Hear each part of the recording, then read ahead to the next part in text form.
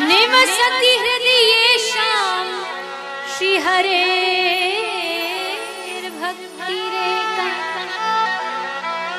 हरिरपि निज लोकं सर्वथा तो विहाय प्रविशन्ति हृदि तेषां भक्ति सूत्रोपनद्ध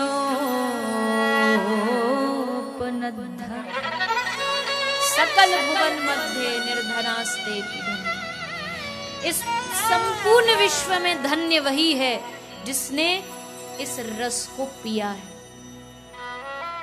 इस कथा रूपी रस में अपने जीवन को डुबाया है। सकल भुवन मध्य निर्धनास्ते धन्य। ऐसी भगवान की कथा। सनकादि ऋषि कहते हैं महाराज जाओ, ज्ञान वैराग को अगर थोड़ा आपको संभालना है तो उनके लिए कथा का आयोजन कराओ। आगे नारद जी और कथा हुई प्रथम भागवत ऋषिकेश में। आनंद नामक एक घाट है, उस घाट पर श्री सनकादि ऋषियों ने कथा आरंभ करी और उस कथा में देवी भक्ति आई श्रोता बनकर के। आ तो गई, लेकिन देवी भक्ति ने पूछा कि नारद जी आप बताइए, कोई भी मुख्य व्यक्ति आए तो उसके लिए थोड़ा आसन वासन बिछाया जाता है उसके सम्मान के लिए। तो देवी भक्ति ने पूछा आप मुझे बताइए मैं कहाँ बैठूं? आपने मेरे लिए तो कहीं व्यवस्था बनाई नहीं रखी, कहीं भी ना कोई आसन है ना कोई गद्दा लगाया, फिर मैं कहाँ बैठूं?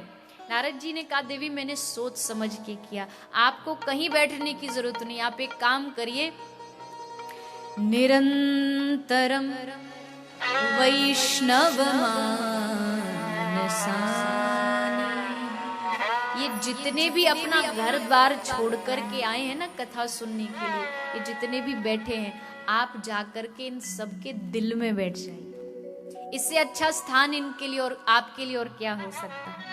देवी भक्ति ने कृपा की और जितने श्रोता आए सबके हृदय में भक्ति जाकर के बैठ गई।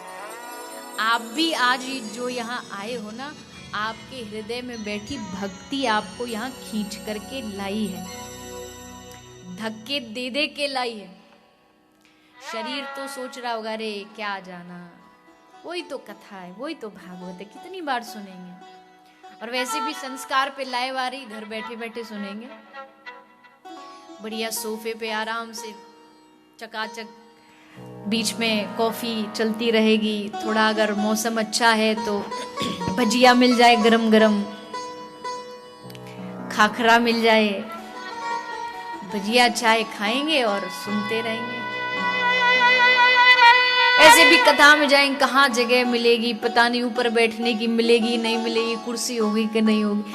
ये शरीर बहाने खोजता है कथा से बचने के, ये शरीर की आदत है। इसी शरीर को पाउंड गिनने बिठा दो, देखो कितने मजे से गिनेगा, आराम से। इतना ध्यान एकाग्रित होगा कि आप कहीं कोई गलती नहीं हो जाए, एक नोट छूट नहीं जाए धन के लिए। लेकिन वही कथा के लिए तो 3 घंटे में भी ये तन बार बार बड़े ड्रामा करता है। अच्छा अब दुख गया, अब थोड़ा पैर ऊपर कर लिया जाए, फिर अब की बार कमर दुख गई, अब की बार भूख लग गई, अब की बार प्यास लग गई। ये सारे जो नाटक ये शरीर करता है, लेकिन धक्के दे दे करके हृदय में बैठी भक्ति आत्मा हमको यहाँ लेकर के आती है। ऐसा नहीं, कई लोग मुझे मिलने भी आते हैं, घर में भले कथा सुनते पर कई लोग बड़ी श्रद्धा से घर में भी बैठ के कथा सुनते हैं। कई लोग आके बताते कि हम टीवी पर जब कथा आती है तो एकदम बाहर सोफे के नीचे आसन बिछा के 3 घंटे बैठते हैं। एक कहीं किसी गांव में कथा हुई थी, भारत में,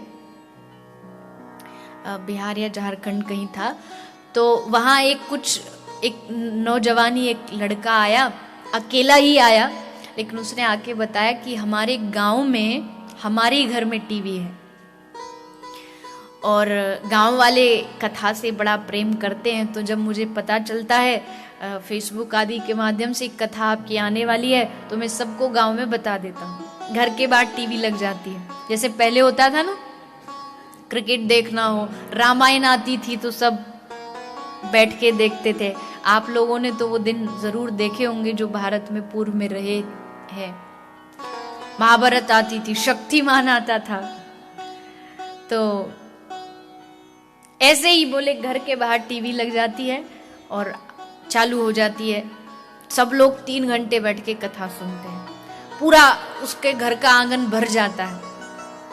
उसने कहा फिर मैं जब कथा विश्राम होती है, कथा में आरती गाई जाती है, तो बोले मैं अपने घर में आरती की थाली का इंतजाम कर देता हूँ, सबको आरती दे देता हूँ। वो फिर सब टीवी की आरती करते हैं।